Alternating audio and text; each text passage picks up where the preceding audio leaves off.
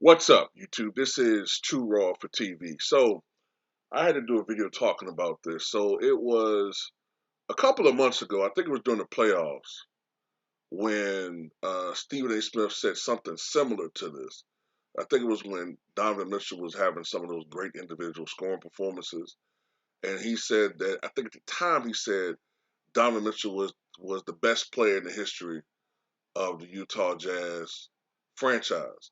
He caught a lot of flack for that, right? So um, he repeated it. He repeated it recently, but he augmented it slightly. Now he's saying he's the greatest talent in the history of the Utah Jazz franchise, right? Resume is not included in the topic. So before I get into that, I just want to address something that Kendrick Perkins said about Pete Maravich, because Jalen Rose brought up Pete Maravich, who played for the Jazz. A lot of people, forget that. He played for them when they were in New Orleans. And then Kendrick Perkins said, "Oh, you talking about the one-handed dribbler?" First of all, Bluto, Popeye. Do people? I mean, I don't understand. Like, I was looking at some Pete Maravich highlights before I did this video. I'm looking at all these young people. Huh, LaMelo Ball did this 4 times already. Oh, okay, but who did LaMelo Ball, you dumb, fucking, ignorant, stupid ass kid? Who did LaMelo Ball get that from? Somebody that he grew up watching. And who did that person grow up watching get that from? Somebody that he grew up watching. And who did that person look at? Pete Maravich. So respect the architects so they could build. You stupid, fucking, ignorant, inconsiderate, ungrateful little fucks who've contributed nothing to fucking society. I hate these little motherfuckers. Your technology suck. Nigga, I didn't see you in the fucking, in graphic school, motherfucker. Anyway, the people that created graphics come from my generation or my parents' generation. So shut the fuck up. I hate these little motherfuckers sometimes, man. But Pete Maravich also played in the era where you couldn't do some of the stuff today that these guys do. They would have called palming, violations, carrying, and it only started getting more lax with ball handling, things you could do to basketball. They really didn't start getting lax on that until like the mid to late '70s, and then really they started laxing up on that shit starting in the late '80s into the '90s. The things that Isaiah Thomas was doing, that would have been called palming and traveling in the '60s. But you can't explain that to these knuckleheads because they just, I don't know, man. But getting back to the point, man, that just aggravates the shit out of me. Getting back to the point, I understand where he's coming from with that. I heard the same shit with Deron Williams, though. And once again, shout out to Deron Williams for his celebrity boxing victory over Frank Gore. But I heard the same stuff when Deron Williams was doing his thing back in 2007, 2008, that he was a greater talent than John Stockton. We saw how that worked out. Let these guys have a career. Let these guys have some accomplishments under their belts before we start saying this. Because technically, Stephen A. Smith, I could say that Kyrie Irving is the greatest talent to ever play for the Brooklyn Nets slash New Jersey Nets. I could say that. I mean, some people might say Kevin Durant, but I mean, look, Kyrie is a 50, 40, 90 guy. He scores with great efficiency. He can shoot the three with great efficiency. He's a great free throw shooter. He's the greatest ball handler, arguably, we've ever fucking seen. And that's what most people look at nowadays, ball handling ability. And he's even better than Donovan Mitchell. And he shoots better than Donovan Mitchell. Right? So I could say Kyrie is the greatest talent to ever play in Nets history. But I bet you wouldn't like me saying that, would you? You start percolating and popping and lopping and glopping all over the place.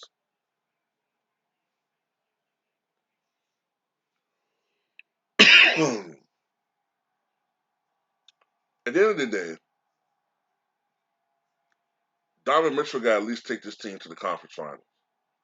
Um, and I think they're still very disrespectful. I've never seen a duo so disrespected. As a matter of fact, I've never seen a point guard as disrespected as John Stockton. Never. I've never seen a point guard as disrespected. And I know where it comes from. It comes from a place of, honestly, I'm just going to be honest. A lot of people don't want to give John Stockton credit because he's white.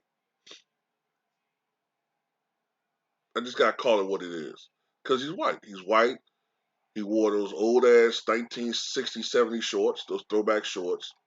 And in people's eyes, especially today, they just can't give credit to a guy like that think he can be that good.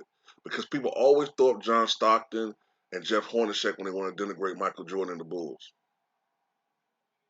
Not realizing that Jeff Hornacek is one of the greatest pure shooters in the history of NBA. When he was in his prime, he would give you 20 to 22 points a game. He was a better player than fucking Cal Korver, if you actually watched him fucking play. And people want to make him out to be this midget, but Jeff Hornacek was 6'4". Okay. Uh, he's just as tall, a little bit taller than Steph Curry, but magically, Jeff Hornacek, well, no, I think Jeff was 6'3". But so he's about the same size as Steph Curry, but people want to magically make it seem like these guys will have all this trouble scoring today. I mean, literally, these guys only played 20 years ago. 20 years ago. LeBron James came to the NBA 20 years ago, but somehow he's going to have problems scoring today. It makes no sense to me. A lot of people just say dumb shit, man. Well, man, Jordan, he would have problems scoring today. He would have problems of making adjustments. He would have problems making adjustments. I mean, because he played back in the old days when he played against cab drivers and plumbers. You know, they was allowing plumbers and cab drivers into University of North Carolina and Maryland. Kim Olajuwon, he was a plumber. You know that? That was a side gig. So let me see. So a guy like Blake Griffin, who couldn't shoot, who couldn't throw a fucking pebble into a creek when he first came to the NBA, he was able to develop a 3-point shot. Right? He was able to develop a 3-point shot. A guy like Al Horford was able to develop a dependable 3-point shot. A Joel Embiid, who's a big man, was able to develop a 3-point shot. But magically, guys like Magic Johnson and Kobe and Jordan would just somehow tragically suffer shooting threes in this era.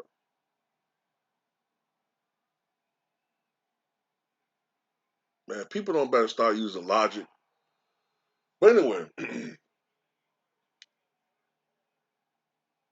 I understand what he's trying to say, but it still just comes across as very disrespectful.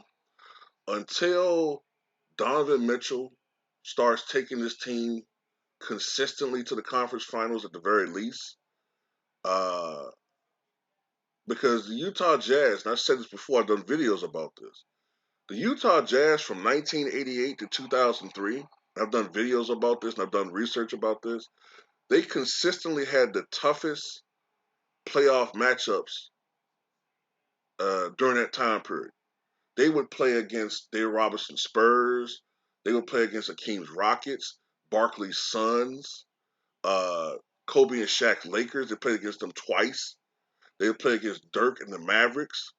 They would play against the Kings, the Sonics. They always had the toughest fucking matchups. Portland with Clyde and them was there. The Showtime Lakers, their first year, uh, they played together as a tandem. The Golden State Warriors run TMC. Phoenix before Barkley, when it was Tom Chambers and Jeff Hornacek and Eddie Johnson, the second Eddie Johnson, not the rapist one. You know what I'm saying? Uh, they always had the toughest goddamn matchups, and they still managed to go to two NBA Finals and gave the Bulls their toughest finals. Not to mention, when you talk about the Utah Jazz, you also got to mention not just Pete Maravich, but you got to talk about the real AD, Adrian Dantley, who was putting up impactful points. As a matter of fact, Adrian Dantley, is by the metrics, if you want to believe in those numbers, he's the most efficient scorer in the history of the NBA. Adrian Dantley, 54% shooting, was able to post up big men. When I mean big men in the era with centers, could you imagine what Adrian Dantley would do today?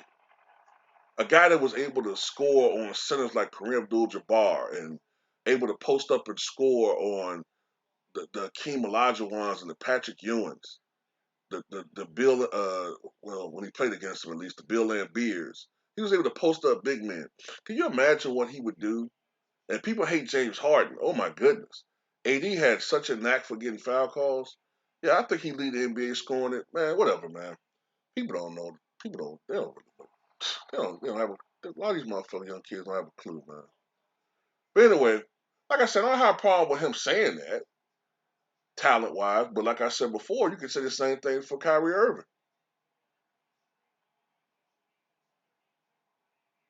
You know. But anyway, that's all I got to say. Tell me what you guys think.